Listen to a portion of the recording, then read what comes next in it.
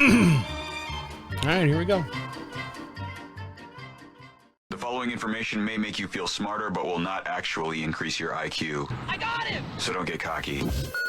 This is about what's going to happen. Welcome to DeaconLive. DeaconLive. Live. Welcome back, guys. On today's show, what flavor of Red Bull is going away, and an update on the missing kayaker that faked his own death, and the Jaguar cars new ad sparks debate. And if you want to watch the Grinch this year, you're going to have to pay for it. All this and much more will be discussed here on DeaconLive, and for the next 60 minutes, we'll get you up to date on stories you might have missed on your social news and viral feeds, or I get ahead of myself sometimes. Let's try that again.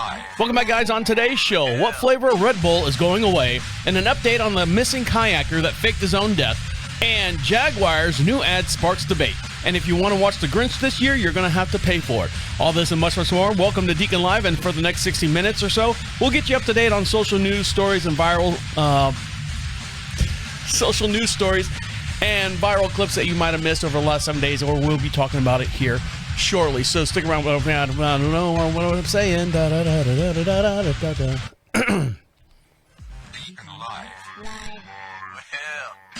Welcome back, guys. On today's show, what flavor of Red Bull is going away, and an update on the missing kayaker that faked his own death, and Jaguar the new ads have sparked debates. I got to get it right the first time, or it's not going to be a good show.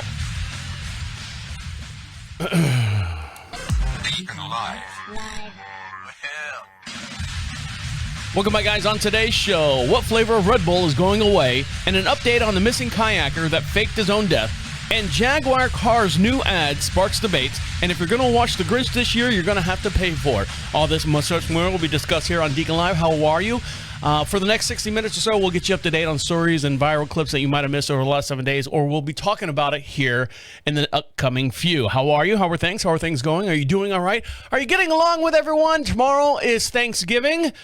We broadcast every Wednesday just outside of Charlotte, North Carolina, a little town we like to call Marshville, every day at 1 p.m. And tomorrow is Thanksgiving, so we got her family coming up here. They're driving from Orlando, her sister-in-law and nieces, and then their significant other. So we're going to have a house full of people. I think about 9-10 people should be here. So we're looking forward to that. But this story right now that's been taking over, because the story itself is so bizarre of what's going on, and this is Hannah Kobayashi. And you're going to be hearing a lot more about this girl because the story just keeps unfolding and unfolding, and it gets weirder every time it unfolds.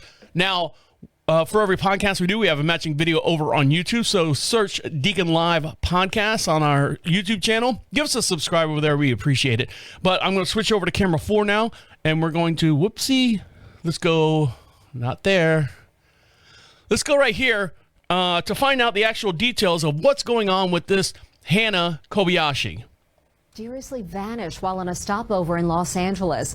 This is the last haunting video of Hannah as she just happened to walk by an event promoting LeBron James sneakers. Jim Murray spoke with family members who are desperate for answers. Mystery is swirling around the disappearance of a young woman headed to New York City.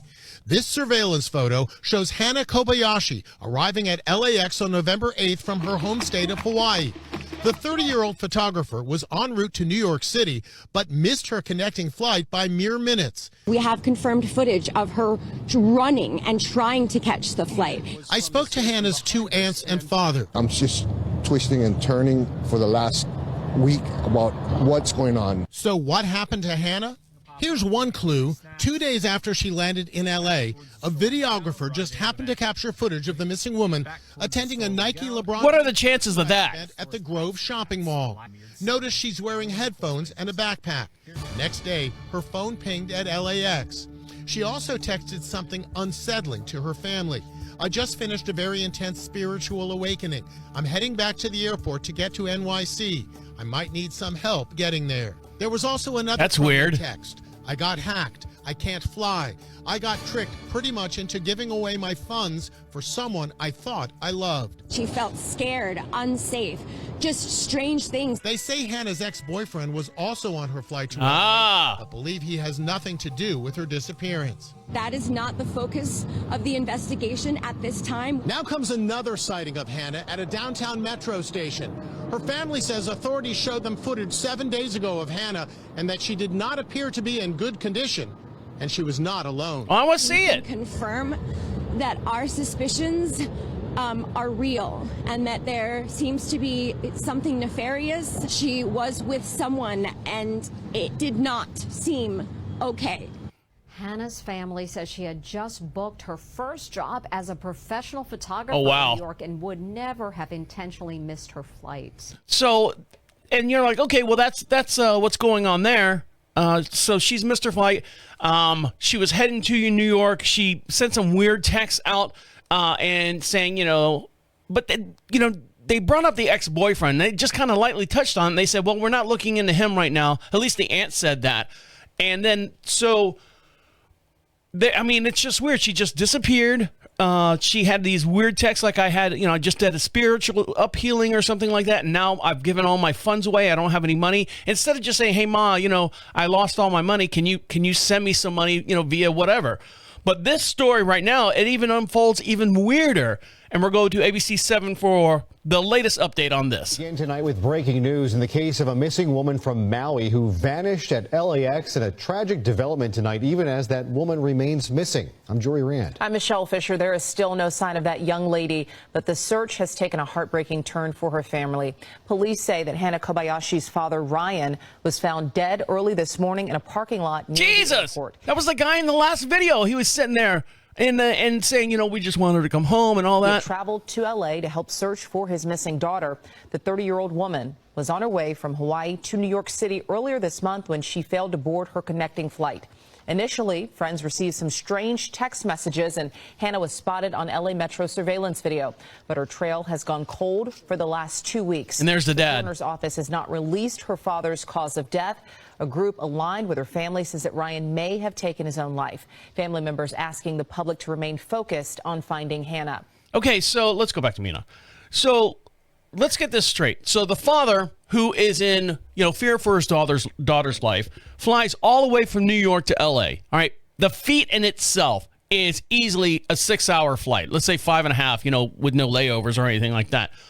He flew from New York, gathered up all his money, and said, I'm going to go find my daughter in L.A. I'm going to walk around. They had stories of him walking around and asking people, basically like the old school in the movies, have you seen this girl? Have you seen this girl? And had like a flyer out in the areas that she was spotted.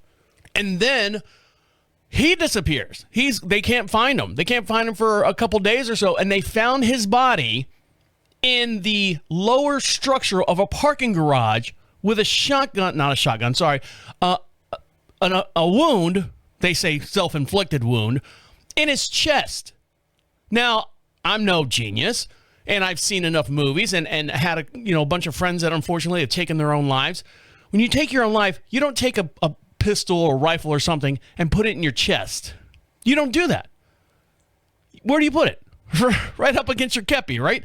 So the father you're telling me that this father flew all the way from New York to Los Angeles and said, well, fuck it, I can't find her, and pulled a trigger and shot himself in the chest and said, that's it, I'm make a like a high, make a hiney ho, I'm going to be with her type deal. Something's not right. Something's not adding up. So keep an eye on this story. That's Hannah Kobayashi, and it's going to get weird. Everyone always runs to, it's going to be, she's sex trafficked. Sex trafficked, trafficking. That's what's going to happen. I don't know. Now I'm starting to look at the ex-boyfriend. They still haven't touched on him and even brought or shown a picture of him and described what their relationship was. I know that she went to Hawaii with him as the boyfriend and returned back to L.A.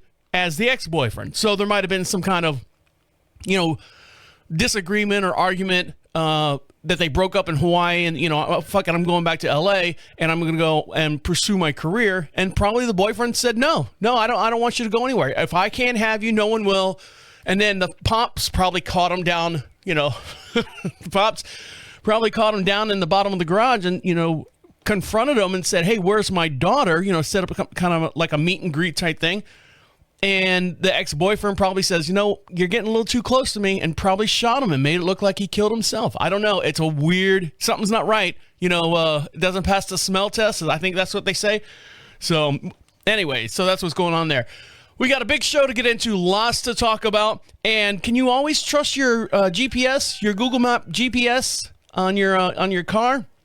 Well, these people in India literally did that and completely took a wrong turn, and it ended up killing them. And I'll dive in that story when we come back. So stick around. You're listening to Deacon Live right here on Prophet Radio. I'll be right back.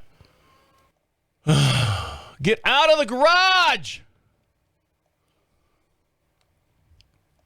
Welcome back to Deacon Live. We'd love to hear from you. We'd love to have your opinions on the stories that we talk about here during the show. And the way you can do that, you can be podcast famous, is go over to Prophet Radio, Prophet Radio, proud sponsors of Deacon Live, and all the other fine programming that comes out of the studio. At the top of the page at prophetradio.com is a little section that says, Be Heard. Leave a message for Deacon Live. Hit that if you've got a microphone on whatever device you're listening to us on or at. You can speak right into it. You can be famous. You can be podcast famous. You can be right here in the studio. Speak your mind. You can put a fake name in there. You can be anonymous if you want. I don't care. It comes right to our studio, and we'll play it on this podcast. We broadcast every Wednesday at 1 p.m. Eastern Standard Time. And if you don't get it in this weekend or this week, we'll play it on the very next podcast as well. So you might have to be patient on that. But please, we'd love to hear from you. I know you're out there. I see the numbers. I know we have a lot of passive listeners. And when I say passive listeners, they're just like, oh, that was a very nice show. That was a very nice show. And the 1% out there that what we call aggressive listeners actually partake and participate in the show. And that's where you come in. We want that to be 2% of you people out there, you people listening to the show, so the way you can be part of the show and be, on this glorified, this phenomenon that is Deacon Live. You can go over there and be podcast famous over at prophetradio.com. Now, was it last week before? I don't know. All the days blend together, and the weeks blend together as well. We told you a story about a gentleman who faked his own death. I say fake his own death. They didn't know if he faked his own death. But what they did know, let me give you a background on the story. Gentleman went kayaking late at night. He was going to go fishing. Went fishing, and the next morning he didn't return home. His kayak was found on the shorelines of where he was fishing at. And his wallet and keys and stuff were, strategically placed, oh, look, he left everything in the boat type deal. They searched the lake for, I think, like 7 days. They did the sonar, and the one guy says, he was a character, there ain't nothing down at the bottom of that. This scanner would have found him. There ain't no body on the bottom of this thing. And so... and I think it was like 200 meters deep. So they were like, hey, he's gone. But the police sheriff did not believe that. He's like, hey, he's out there somewhere. I know he is. Now, this gentleman has sent out a video for his family so they don't worry about it. I'm going to switch over to camera 4. Don't forget, for every show we have a YouTube channel. Make sure you like and subscribe over there. And this is, what was his name? Bogward? Ryan Bogward was his name. And this is his video that he sent out to the press and media and stuff. He's in some kind of like Hagistan, some weird third world country where they don't have where they can bring you back to the United States for their crime. So if you want to see this video, go over to YouTube and search Deacon Live podcast over on our YouTube channel. So here we go. Let's see what he's got to say. This guy, Ryan. This proof-of-life video from the Wisconsin man police say staged his own death came as a shock to investigators. I'm in my apartment. I'm safe, secure, no problem. Safe, secure, no problem.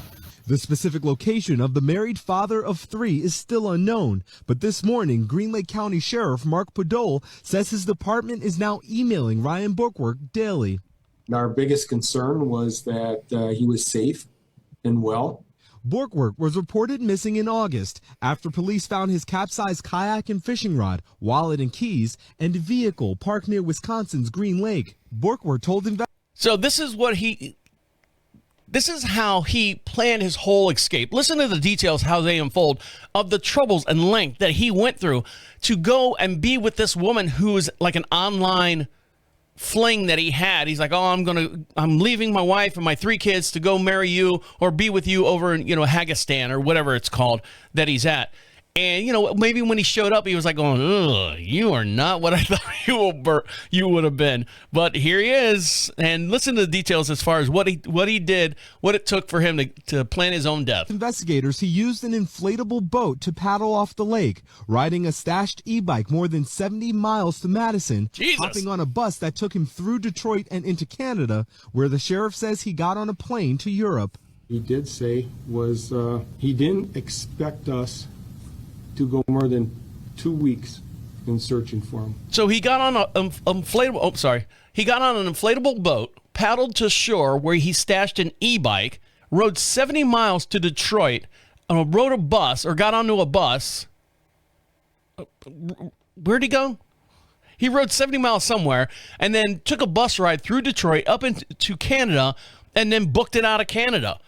And he's saying that he didn't think that the investigators would last more than 2 weeks. Well, I hate to tell you, he picked the wrong sheriff in the wrong department. Padola says the obstruction charges will be filed within weeks and that the department will fight to get back up to $40,000 spent on the extensive search. Yep. But his main message is an emotional ask for Borkwork to come home to his family for the holidays. Kids are the most important thing. He's tearing up. And what better gift that he could give his kids to return? Yeah, return, and then you can see and have holiday with your kid, and then we're going to lock you up, and then that'll be it, right? That's what he wants. But, I mean, left 3 kids, and they weren't like babies or anything like that. They were like teenagers. I don't know what his wife was or what their situation was, but you got to, I don't know. I just shake my head and say, why do people do this? Now, I know there's a scene in The Office where Michael Scott trusts his GPS. And when they filmed The Office, that was the early days of GPS. And it said, take a right here. And Michael Scott literally drives his car, I think it was a LeBaron, into the river. And he kept going, GPS is never going to be wrong. Why would this computer lie to me? And then, him and Dwight go into the water. And then, and then he's got to get out. And they're like, going, why would it? I don't understand it. Why would this GPS lie to me? Well, the same thing happened to these 3 people that were going to a wedding. Google Maps took them down a bridge. Now, let me explain something to you. First of all, this happened in India. You want to say here in the United States, oh, the United States sucks. Whatever side you were voting for, Trump or Kamala or whatever the case may be, or you got problems with the government, you got problems with issues, you got problems with just things in general here in the United States. Listen to this. If the United States, any county, city, municipality has a road that's closed, you know that the road is closed. You know why? Because there's signs everywhere. Because there are a lot of dumb-ass people here in the United States. They are just like, oh, road closed? Well, maybe not to me. I mean, I've seen several times where it says, road closed through traffic, but you see cars go in and out of there. You're like going, well, where are they going? Why are they special? We are morons here in the United States. Not as much as these morons here over in India. Well, we're morons in the United States, so we have to put all these signs and things up everywhere. Unfortunately, this trio over in India followed Google Maps, and it took them right off a bridge. So for more on the story, we're going to go back over to YouTube. Give us a little like and subscribe over there, and we're going to play this video in real time, and you can see it. Here we go. 3 people have died after Google Maps told them to drive off an unfinished bridge. Whee! Cousins had been using GPS to get home from a wedding in Bareilly in India, but they were instructed to head down an incomplete bridge with poor signage and were sadly driving too fast to stop. The vehicle fell 25 feet into a ditch. A spokesperson for Google said they are working closely with the authorities and providing support to investigate the issue. I mean, so they were coming home from a wedding. So if you've ever seen like a wedding in India, oh man, it's like Bollywood. You ever seen those Bali dances and stuff? And the little maracas or whatever, they got the little castanets in their hands. Ting, ting, ting, ting, ting, ting, ting. And they do all the dancing. They were probably high from, and I say high, like emotional high from the wedding. And they're like going, take a right here on Jones Street. You take a right on Jones Street and you're driving down there and you're like going, oh, why am I the only car on the road? Why am I the only cab in the road? I know cab. That was a bad joke. But anyways, and then the road kind of, it ends. There's no cranes. Let's put that. It wasn't a construction zone. It's like they built the road, stopped halfway and said, all right, pack it up. We're out of here. and there was no cranes. There was no, like, you've seen like roads when they're under construction. There's like rebarb and shit flying all over the place. This section of the road that stopped was completely finished. There was nothing around. And they said, well, poor signage. Hey, don't go down. There's no road here. Do not go down this road. There's nothing to see over here type deal. And they just followed GPS. And sure enough, GPS made them go all the way to the end, flipped over 25 feet and landed right on the hood of the car. Like just nose down, flipped over 180, bang, squished, dead. I'm sorry. I'm not laughing. You just got to think of that. That's got to be a horrible way to die. I mean, there's several horrible ways to die, and that's one of them.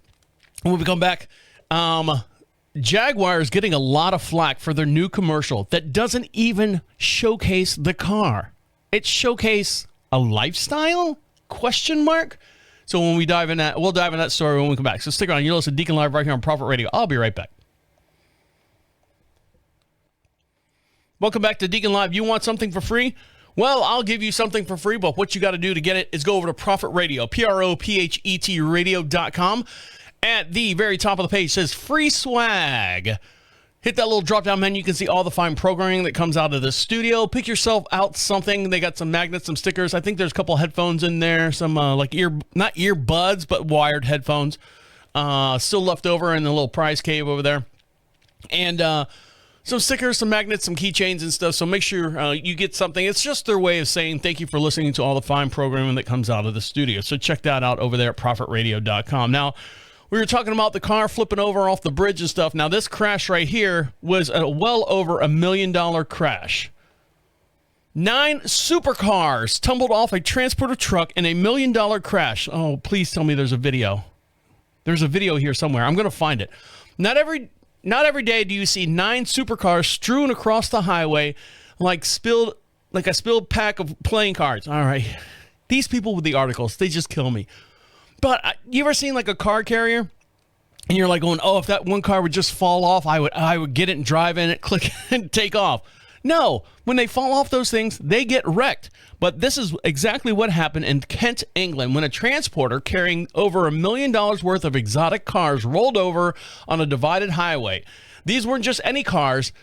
These were the kind of cars you hang posters on your bedroom walls. Lamborghinis, Ferraris, Bentleys. Now, these crashed supercars were destined to body shops or worse. So the accident happened late Wednesday evening when the transporter lost control, sending this precious cargo tumbling. The driver, identified only as Richard, fucking dick, pulled some heroics behind the wheel to prevent even a bigger disaster involving other vehicles. All right, I take back that insult. Thankfully, he escaped only with minor injuries. The supercars, however, did not fare well in the crash. So everyone, get your calculators out. Get ready to find out what exactly fell off of this carrier. A Lamborghini Aventador.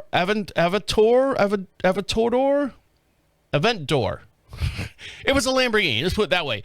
Worth about $500,000 was sandwiched between a Ferrari and a Jaguar. Well, we'll dive into the Jaguar story here in just one sec.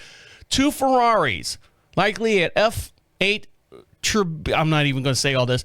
2 Ferraris added a price tag of $450,000, a Bentley Continental GT worth at $250,000, an Aston Martin valued at $220,000, a Jaguar F convertible, it's only $75,000 for that one, a Nissan GTR added another $115,000 to the bill, Mercedes AMG GT, throw another $140,000 on that, and then a humble BMW 3 Series valued at only $40,000. Now, in total damage, and the automotive carnage was easily topped at 1.2 million. That's before you throw in like towing repairs and outright replacements and stuff.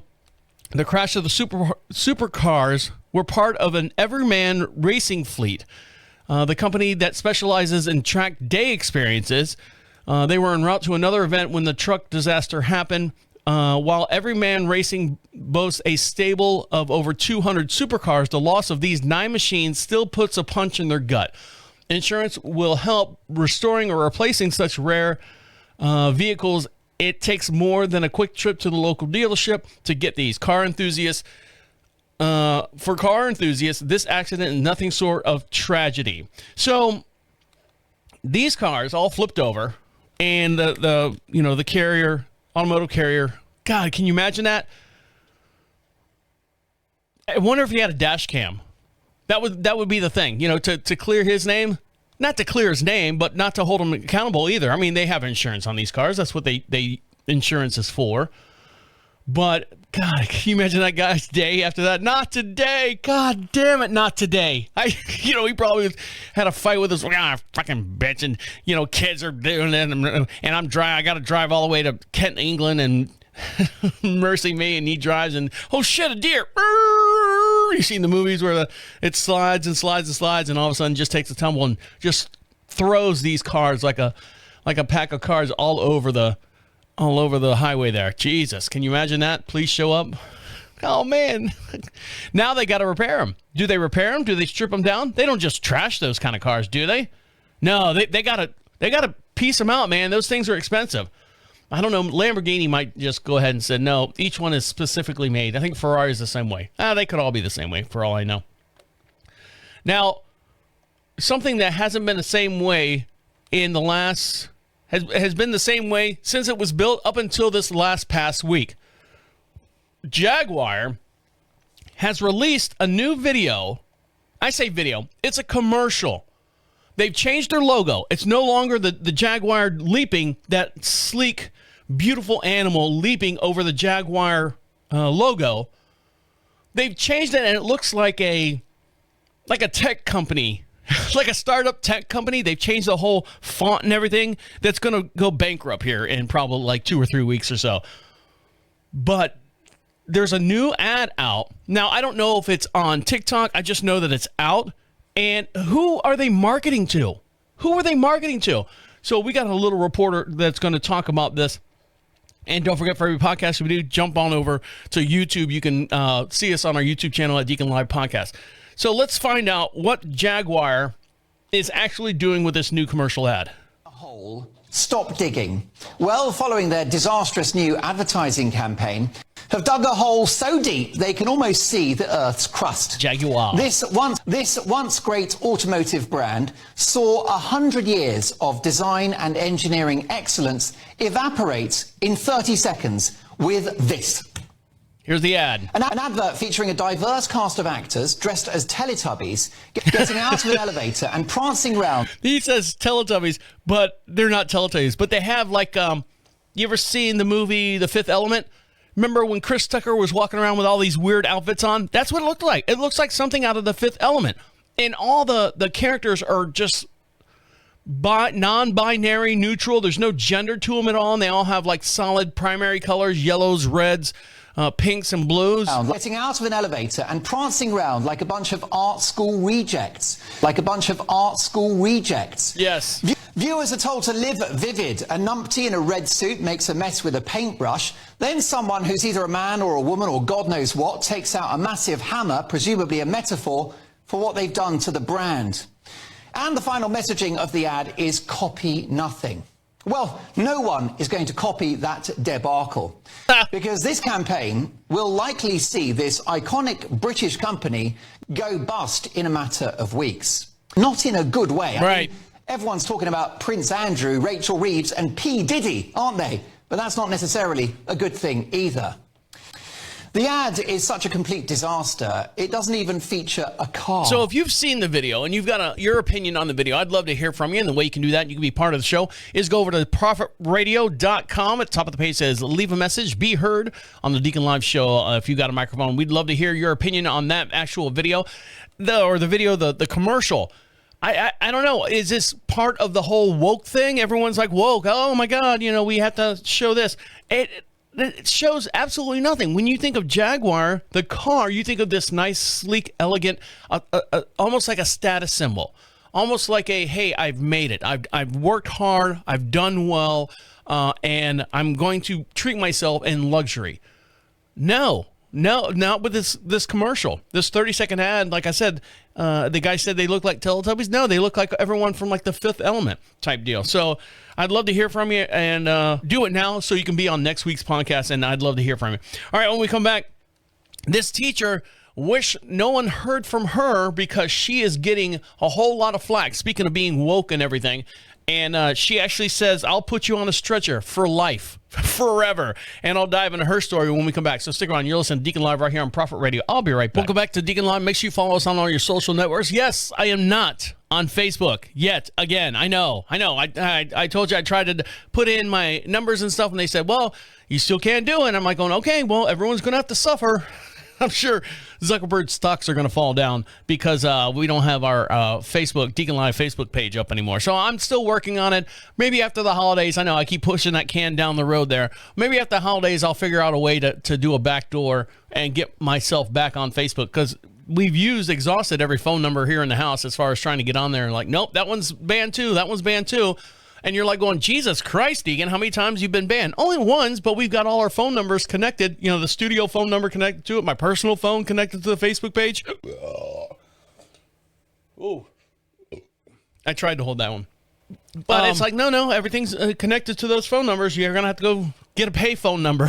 But you can't get a text message to verify the 6-digit passcode. So for now, we're still on TikTok at Be Podcast Famous. And also, we have our YouTube channel, where we do all the little shorts and stuff, kind of like the TikTok knockoff over on YouTube. But it's over there, all our videos and stuff. You can see the full entire podcast, completely uncut and raw, over on the YouTube channel. You can see me messing around and banging my fingers on stuff and picking my nose and all the other things that happen here in the studio. The audio portions, we edit it down for time restraint, and we also have to put back in our adverts and our promotions. And don't forget, all the music artists that you hear during the show, they are independent artists. They want you to go and visit their sites, visit their social pages, and make sure you add them all to your Spotify playlist, especially this Christmas time, and it'll help them all out tremendously. So make sure you do that. Any artists that you hear during the breaks and stuff, they want you to listen to their song, and they want you to like them. So make sure we like them, or we wouldn't have them on the show. So if we like them, God damn it, you should like them too. Now, one person that wants to be liked right now but is not getting a whole lot of love is Anna Dunn. I forget what her name is. Anna Dunn Levy. She's a teacher. She's, I think, an elementary school teacher. She did a TikTok video after the Trump election, and teachers, for the most part, should stay out of politics. Now, you can have your own politics at home, your own beliefs and stuff. Don't forget, kids, children, look up to you for guidance and education. When you act like a complete ass, the adult community is going to say, you're a complete ass. You're not fit to train our children or to educate our children. Unfortunately, Annie Dunleavy said something that she's regretting now so much that she's on a local talk show defending what she said. So here we go.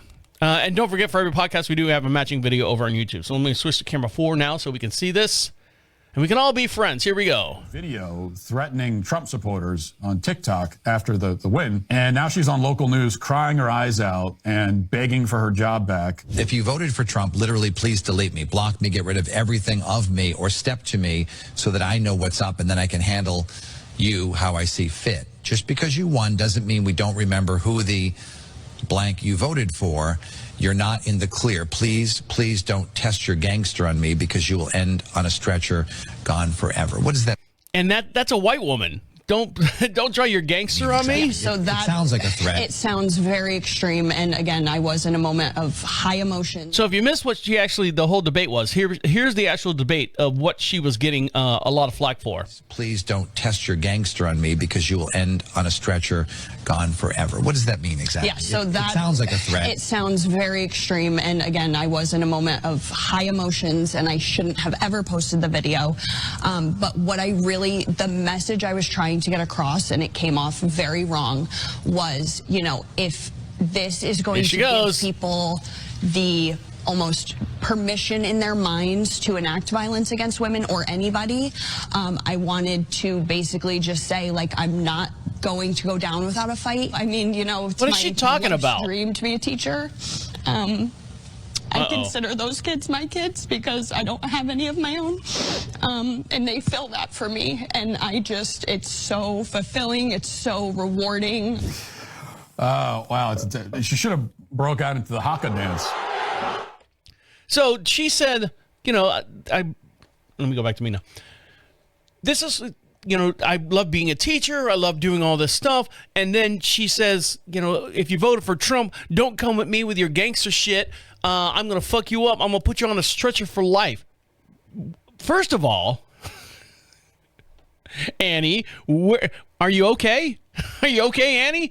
I mean, where did she hear these songs? Or where does she get this language? Is maybe she's a closet like NWA listener? You know, is she a closet, you know, hardcore rap artist listener? Does she throw the N-word around when she's alone in her house? Yes, she looks like the type of person that would do that, because now she's caught. I'm sorry, these kids are my family, my friends. I've wanted to do this my whole life. Look, if I wanted to be a fisherman my whole entire life, I would do everything it would take to stay a fisherman. I wouldn't do anything wrong. I wouldn't cheat. I wouldn't do anything like that. But if you're a teacher, you would do everything you possibly can to maintain your employmentship. Doing that, who do you think is going to see that? Nobody? Bullshit. Not in today's society. I know my father-in-law, before he passed away, he was a school teacher. He would be on Facebook, and he would always, you know, make sure that, you know, everything that he posted on Facebook was 100% within his boundaries of his job. Because even if you're a teacher and you go home, you're still a teacher. That is your job. Same thing with police department. They are the same way. They're held to a different standard. And, you know, your civil servants and all those are different levels of, you know, what you post on Facebook and on social medias and stuff. Now, teacher is not a, you know, a governor or a president or anything like that, but you're still looked at as a civil servant to the community. You have to maintain some kind of composure. I always say that. I love working that in now and then. It makes me sound fancy. But you have to maintain some kind of ethnical standard as far as, now you can, in your little book study groups and your Bible study groups, you can say whatever you want as long as you're in the same company. But when you post it for everyone to hear, that's when you have problems. Now, someone who's having problems right now are people that love Red Bull. I told you the story many years ago. I was working in a nightclub down in Miami, and this guy would bring in the cases of these silver unmarked cans, and they were like, "Oh, this is the new energy drink." And this is like back in '99. And he'd throw a case at the bar, and they'd hand them out at the bar and stuff. Come to, you know, fruition that this actually happened to be Red Bull, like the early stages of Red Bull. And he was trying to get this label off of the ground. Well, now Red Bull's got sports shows. They've got all the, you know, competitions where they do all the scary stuff, like when they're using bicycles on trains and the guy jumping from, I don't know, was it the International Space Station and falling to the earth? They've done so much extreme sports. So now they have to, you know, they say, okay, we have energy drink, regular energy drink, and then the sugar-free energy drink. And then they started coming out with different flavors and stuff, and everyone was like, great. Now, Red Bull's no ding-dong. They only came out with the flavors because, one, for the girls, and two, for the bars, to make mixers and stuff. I've seen more of regular, you know, Red Bull and flavors than I see anything else. Now, here I go. The popular, use take 3, energy drink, Red Bull comes in a variety of flavors, with fans often referring to the different offerings as a simple by the color of the can. But recent changes causes distress among some Red Bull aficionados, so much that they're mourning the loss of their beloved energy drink. Food blogger Soda Seekers shared a post on Instagram on November 25th, revealed that the green edition of Red Bull will no longer be dragon fruit flavor. It will instead be another tropical flavor, Karuba elderflower. What was wrong with dragon flute? Dragon fruit or flute, it doesn't matter. Red Bull's Dragon Fruit Green Edition is no more, wrote the influencer, noting that while the changes had not been officially announced, the rebranding Green Edition cans have already popped up on sales and retailers. The Karuba, C-U-R-U-B-A, is a tropical fruit known as a banana passion fruit. Well, just call it banana passion fruit. No, because I don't want to drink a banana. Food blogger did not specify the flavor's profile of the beverage leans towards a sweet and tart. I gotta, you know what we do? If there's a word that I have problems with and I gotta repeat it over and over, I gotta figure out what it says, how to pronounce it. Pronounce. Move this out of the way. Pronunciation. And so let's make sure we're all on the same cameras. So how do you say Karuba? Am I saying it right? Let's find out. Of course, there's an ad. And skip. Here we go. Yay! All right, presents. No thanks. Word box. All right, come on, just say the word. I don't need all the. Oh, they need to have 30 seconds. So here we go. Is this it? This is it. Karuba. Karuba. Karuba. Karuba. Karuba. Karuba. Karuba.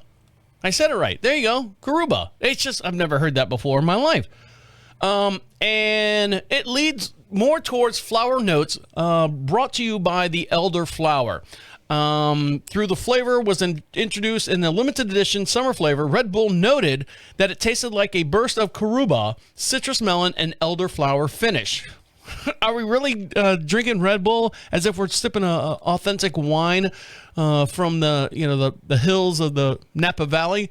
Fans were not pleased on the news about the news and voiced their objection in the comments. No, that's one of the best ones, someone wrote. And no, I love my dragon fruit. I think, you know what? People who drink dragon fruit only want to drink dragon fruit just because it says dragon on it. I love my dragon fruit. Oh, man, I can't have that. It doesn't have dragon fruit on it. Shut up, you fucking hippie. So they're taking, Red Bull's taking away dragon fruit and replacing it with Karuba elderflower. So, I don't know. I need my elderflower so I can get up in the morning. Stupid asses. Now, someone who's a stupid ass right now is the people who own the rights to the Grinch that saved Christmas. Yeah, the Jim Carrey version. Because they're being really, really Grinchy right now this time of year, and the contracts are still up in the air, and you might have to pay for it. And I'll dive into the actual details of that story when we come back. So stick around. You're listening to Deacon Live right here on Prophet Radio. I'll be right back. Welcome back to Deacon Live. Like I said, we'd love to hear from you, and the way you can do that, you can be part of the show. You can be podcast famous. Go over to prophetradio.com. That's PROPHET radio.com. At the top of the page says, leave a message for Deacon Live. Be heard on Deacon Live. And if you got a microphone on whatever device you are listening to us on or at, you can speak right into it. You can be anonymous if you want. It's going to ask a name. It's going to ask an email just to make sure that you're not a robot. And it'll come right into our inbox, and we'll play it on this show. We broadcast every Wednesday at 1 p.m. Eastern Standard Time, just outside of Charlotte, North Carolina, a beautiful little town called Marshall. If you don't get it in quick enough, we'll play it on the very next podcast as well. I'd like to hear your opinions on the stories and events that we talk about here on the show. And just to give you, or you can just give us a little feedback on the show. That's fine. Whatever you want to do, it's open to you and for you to share and be famous as well at the same time. You can be right here in the studio alongside of us. Now, tomorrow is Thanksgiving. And so I had to do today's show. Well, we do the show every Wednesday anyways. So I'm doing today's show. Her family, her sister-in-law and all the nieces are coming up here. With their loved ones and whatnot. So we're going to have a house full of people. And they're coming up from Orlando, Florida. And I go to check on my wife, because she's doing all the desserts today. And she's doing the main cooking and everything tomorrow. And I said to her, she's sitting on the couch in the main living room area looking through the big TV. And I'm like, what are you doing? She's like, I'm looking for a Christmas movie to watch. And I said, watch Hot Frosty. And she's like, what's Hot Frosty? And so she's like, no, we'll watch that when the girls get here because that looks kind of fun. And she's like, what other Christmas movie can we watch? I said, well, you can watch this, you can watch that. I said, just put music on. You girls are going to want to watch all these Hallmark movies. And the guys aren't going to watch them, but the girls will. One movie that came out, in my opinion, that changed the whole what we watch on Christmas and stuff. For the longest time, it was The Christmas Story, and that would be on a loop, like on Time Warner, Ted Turner's networks, was it TNT or something like that? They would always have that thing on a loop the whole entire Christmas day. Now, some places are now slowly moving over to The Grinch That Stole Christmas. Now, when I say The Grinch That Stole Christmas, the Jim Carrey version. Now, directed by Ron Howard, this live-action adaptation of Dr. Seuss's beloved story brought the Grinch to life in a way that no one could ever have seen before. Carrey's performance as a mean-spirited yet oddly lovable green misanthrope garnered praise from his energy, and the comedic timing made the film a more modern-day Christmas classic. Despite the enduring popularity, the movie has shared from its detractors, including the Dr. Seuss's widow, reportedly disapproved of the film's direction and tone. She hated the movie. Why? Shut up, you're getting paid, aren't you? Nah, I want my husband to live, and, this movie doesn't do... Grandma, wake up. Huh? What time is it? Time for dinner? 4:30. Unfortunately, fans looking for this holiday are going to be disappointed because it's not going to be on any streaming platform this season. While the animated The Grinch from 2018, starring Benedict Cumberbatch, and the 1966 classic are readily available for streaming, Carrey's version is regulated to rental or purchase on platforms like Amazon Prime, YouTube, Vudu, V-U-D-U. And last year, the movie had a brief window on Peacock from December 20th to the 31st. But as of now, no such announcement has been made for the year. Boo! Boo! Just let it be. Can we just make it a public domain? No, you can't do that. No, someone's got to make money. Someone in the back office has got to make money. For many families, this film is a holiday tradition and a whimsical set with the whimsical set designs and the memorable lines like, maybe Christmas doesn't come from a store. And the lack of streaming options complicates the access to those who rely on the subscription service for their holiday movie marathons. Will not be getting the Christmas Grinch this year unless you pay for it. See, that's just so foul. But anyways, who am I to say? If you're determined to include this in your seasonal viewing purchases or rental, may be the only solutions for you, unless some last-minute deal places it back on the streaming platform. While the absent underscores the challenge of navigating streaming rights in the digital age, while newer holiday films often find stable homes on services like Netflix or Disney Plus, older titles frequently get shuffled between the platforms, leaving fans scrambling to locate them. I think, what was the Charlie Brown? I was looking for something, and I think Hulu, it might have been Hulu or Disney Plus. I think it was Disney Plus, had all the Charlie Brown, like, it's Great Pumpkin Charlie Brown and Happy Thanksgiving Charlie Brown, where they actually, invited, what's his name? Oh, what's the black Charlie Brown kid's name? Elvin? Marvin? I think it's Marvin. And I don't know what it is. But they were saying that how racist that was for a long time. But now someone's picked up all those. But unfortunately, Jim Carrey's or Ron Howard's version of Jim Carrey's The Grinch will be only right now, as today, the day before Thanksgiving, will only be available for renting or owning. Just go and buy it. And put it in your DVD player. What's a DVD player? I don't know. Now, when we were talking about the teacher earlier that was getting woke, the whole woke thing.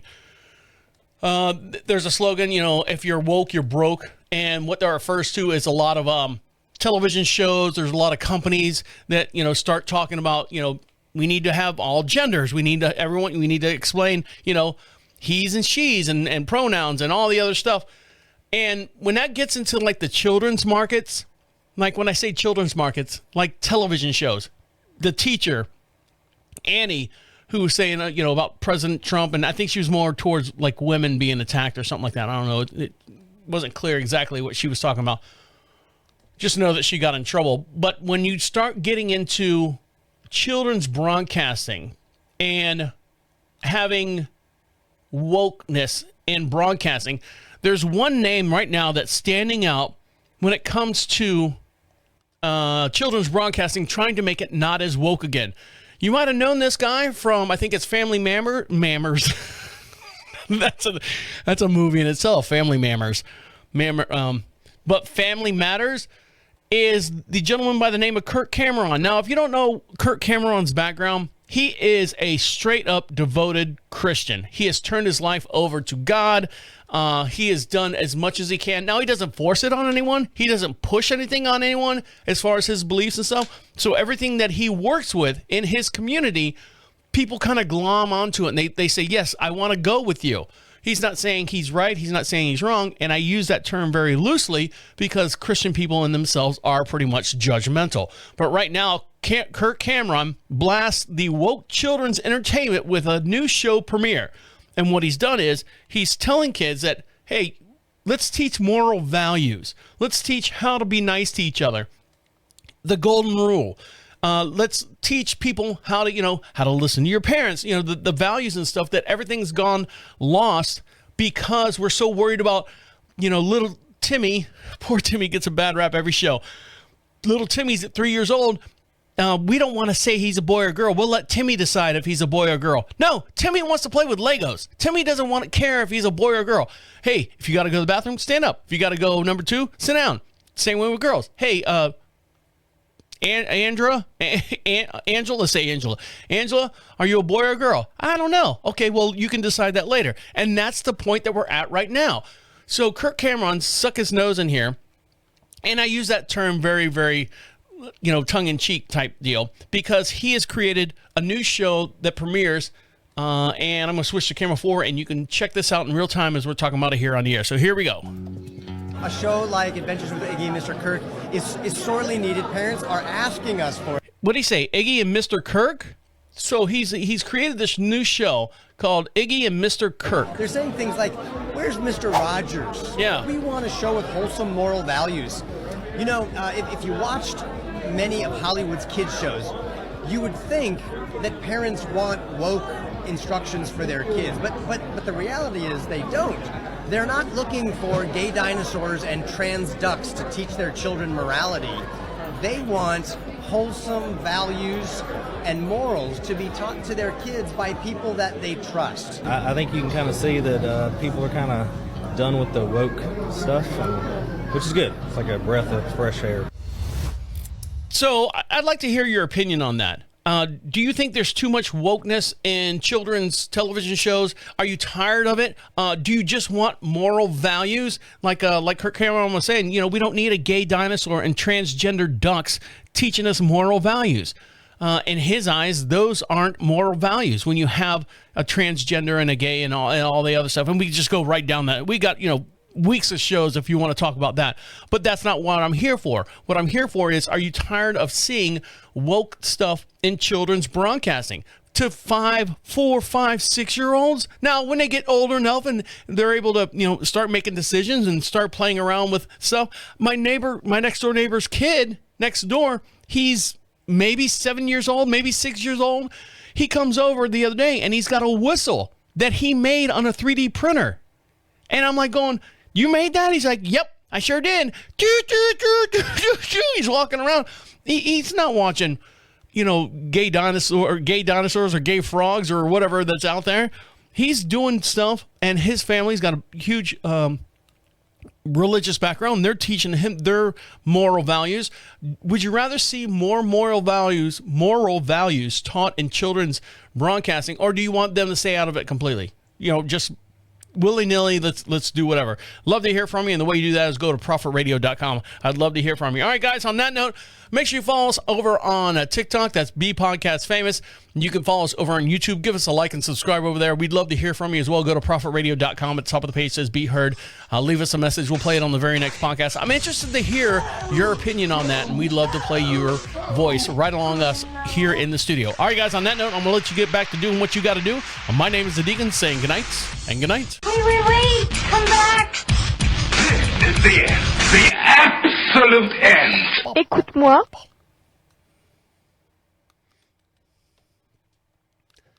I'll wait till it switches over here, and then I'll say goodbye to everybody. There we go. Bye-bye. Happy Thanksgiving, everybody. Thank you.